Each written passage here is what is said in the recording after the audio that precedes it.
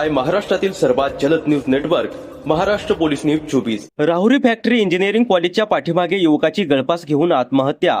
अहिल्यानगर जिल्ह्यातील राहुरी फॅक्टरी परिसरातून एक धक्कादायक घटना समोर आली आहे। 22 वर्षीय युवकाने झाडाला गळफास घेऊन आत्महत्या केल्याची घटना उघडकीस आली असून परिसरात हळहळ व्यक्त केली जात आहे।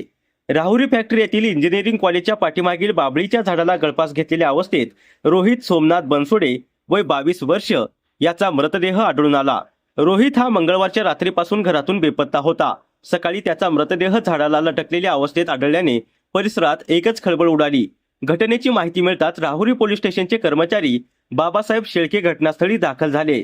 रुग्णवाहिका चालक रवींद्र देवगिरी यांनीही मदतकार्य करून मृतदेह खाली उतरून पुढील कार्यवाहीस सहकार्य केले। या प्रकरणी राहुरी पोलीस अधिक तपास करत असून आत्महत्येमागील नेमके कारण अद्याप स्पष्ट झाले नाही।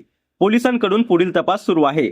महाराष्ट्र पोलीस न्यूज 24 साठी अहिल्यानगर जिल्हा संपादक जालिंदर आलाट।